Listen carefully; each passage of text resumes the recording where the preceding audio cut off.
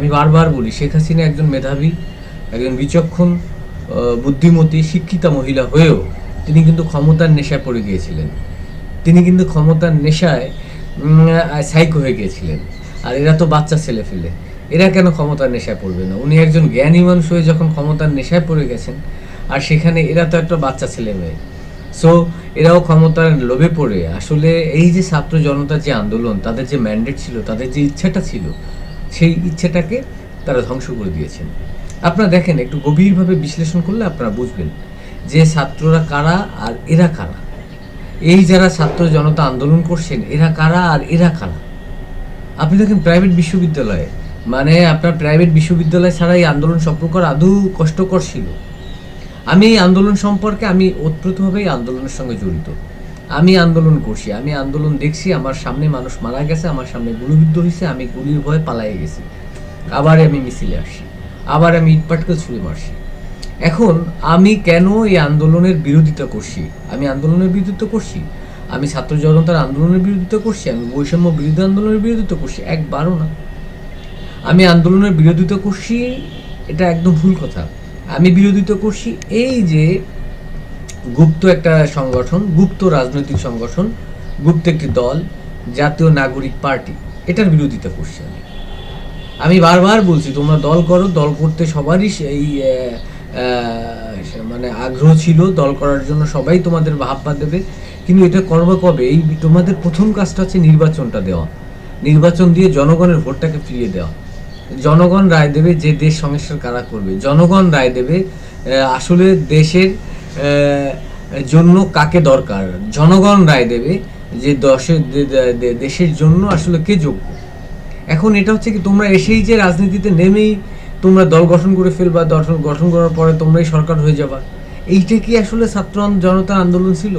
এইটা কি জনগণের ছাত্রদের ইচ্ছা ছিল? না, এটা ইচ্ছে ছিল না। তোমরা কুঠিগত কয়েকজন ছাত্রছাত্রীরা মিলে, তোমরা যারা এই যে আন্দোলন প্রত্যাহার করেছিলা, তারা তোমরা সম্মিলিতভাবে মিলে এই জিনিসটাকে, এই আন্দোলনটাকে তোমরা নষ্ট করে দিয়েছো।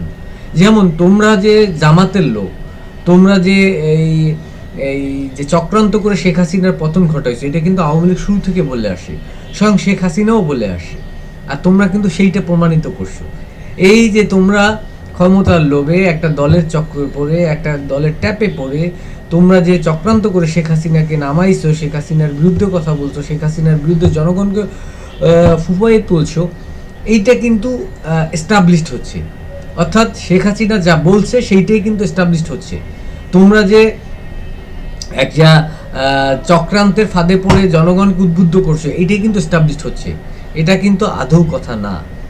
সে যে 15 বছর স্বৈরাচারী করছে, সে যে 15 বছর অন্যায় অবিচার করছে, এটা তো সত্য। এটাও সত্য হচ্ছে তোমাদের কারণে, তোমাদের কয়েকজন লোকের কারণে।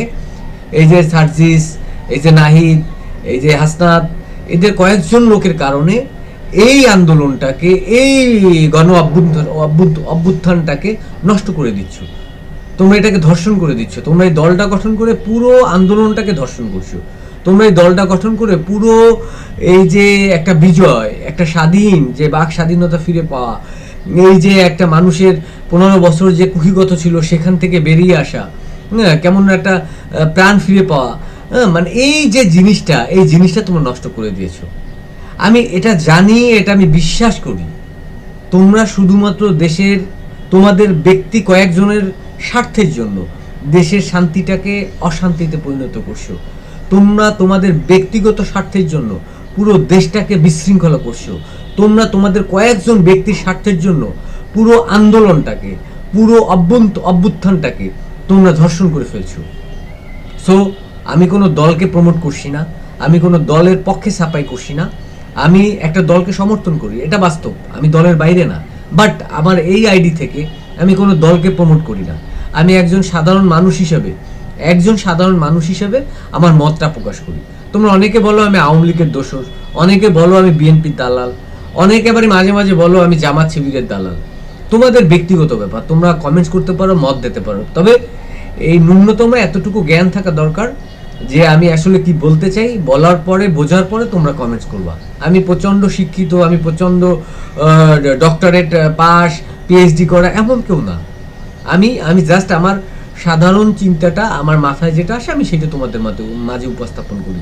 তোমাদের ভালো না লাগলে তোমরা বয়কট করতে পারো, তোমরা আমার ভুল হলে তোমরা আমাকে বলতে পারো যে দাদা এটা ভুল হচ্ছে, এটা এভাবে আমি তোমাদের সঙ্গে যুক্ত করানোর চেষ্টা করব।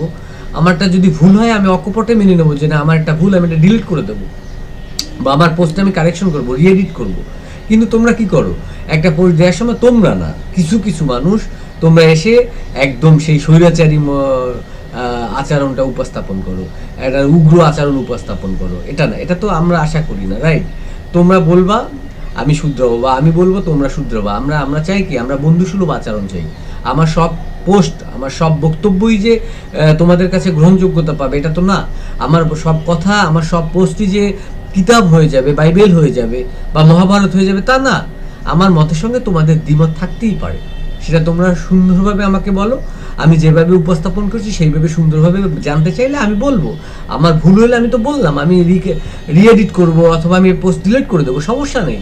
কিন্তু এভাবে আঘাত দিয়ে কথা, কাউকে আঘাত দিয়ে ছোট করে কথা বলার তো কোনো মানে হয় না, রাইট? Thank you. আমার মূল বক্তব্যটা তোমরা বুঝছো। কিন্তু আমি কিন্তু এই শেখ হাসিনার বিরোধিতা করি না, আমি শেখ হাসিনার কর্মের বিরোধিতা করি। আমি কিন্তু আওয়ামী লীগের বিরোধিতা করি না, আমি আওয়ামী লীগের অপকর্মের বিরোধিতা করি। আমি কিন্তু সার্জিসের বিরোধিতা করি না, আমি কিন্তু জাতীয় নাগরিক পার্টির বিরোধিতা করি না, আমি তাদের সিদ্ধান্তের বিরোধিতা করি। আমি তাদের এই যে এখন দল গঠন করার বিরোধিতা করি। আমি চাই যে এরা একটা দল গঠন করুক, সেটা একটা সময় সাপেক্ষের ব্যাপার। কিন্তু এখন এই সময় এই দায়িত্ব তাদের না। তারা সংস্কারের কথা বলে একটা অন্তর্বর্তীকালীন সরকার গঠন করার পর কি করলেন?